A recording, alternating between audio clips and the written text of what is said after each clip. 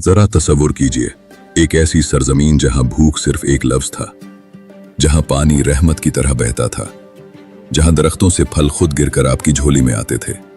और फिर एक रात न कोई लश्कर आया, न कोई जलजला आया, न आसमान से आग बरसी, बस अल्लाह का एक हुक्म और एक कमजोर सा चूहा, और दुनिया की सबसे खुशहाल सल्तनत मिट्टी में मिल गई।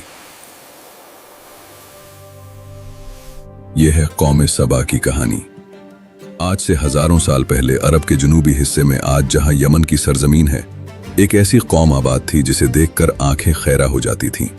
जमीन जरखेज थी, बारिश मुतवाजिन थी, हवा नरम थी और अल्लाह की रहमत हर तरफ से बरसती थी। कुरान मजीद ने इस मंजर को यूं बयान किया, इनके लिए उनके मस्कन में एक निशानी थी, दाएं और बाएं दो बाग।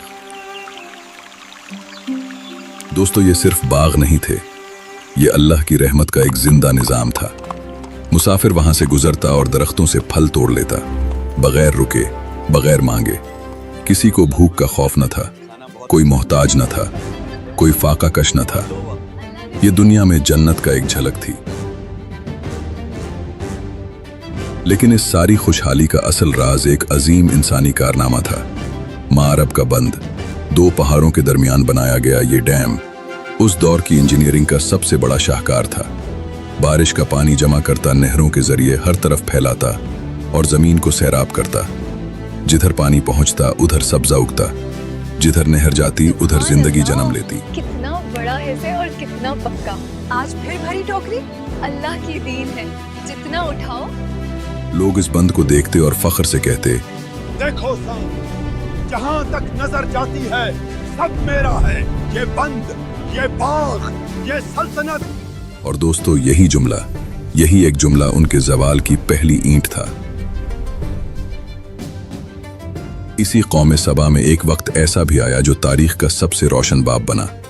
इस सरजमीन पर एक हुक्मरान गुजरी जिसका नाम था मलका बिल्कीस। दानिशमंद, बावकार, ताकतवर, एक ऐसी मलका जिसका तज़किरा खुद कुरान में महफूज है।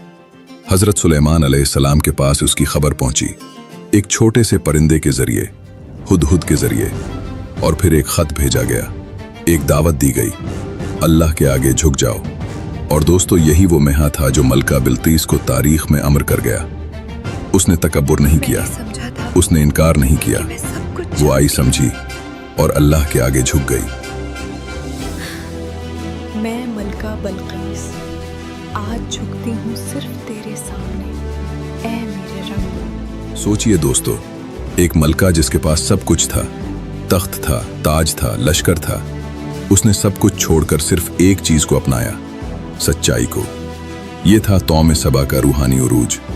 मगर वक्त बदलता है, नस्लें बदलती हैं, और जब शुक्र की जगह गुरूर ले ले तो नेमतें आजमाइश बन जाती हैं। अगली नस्लें आए, उन्होंने बाग देखे मगर अल्लाह की रहमत नहीं देखी। उन्होंने बंद देखा मगर अल्लाह की अता नहीं देखी। वो कहने लगे, आज की रात जाग, अपने आप को सलाम करो बाग। ये बंद हमने बनाया है, ये बाग हमारी मेहनत का नतीजा है, हम खुद काफी हैं। ये सब मेरा है, मेरी नजर जहां तक जाती है वहां तक मेरी हुकूमत है। मुझसे बड़ा वह इस दुनिया में कोई नहीं। अल्लाह का जिक्र कम होता गया, अपनी ताकत का जिक्र बढ़ता गया।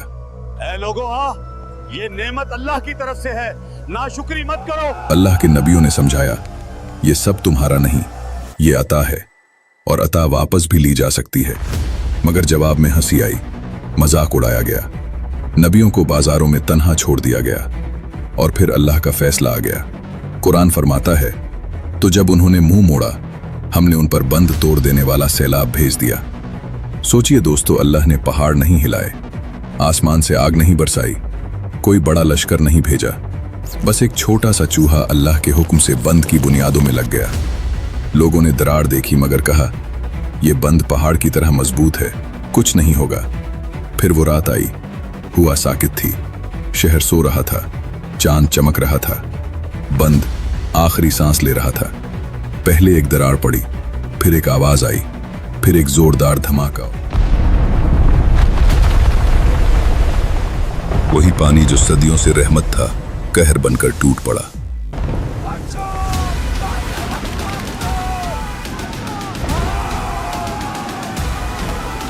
पानी गलियों में दौड़ा, बाग जड़ों से उखड़ गए।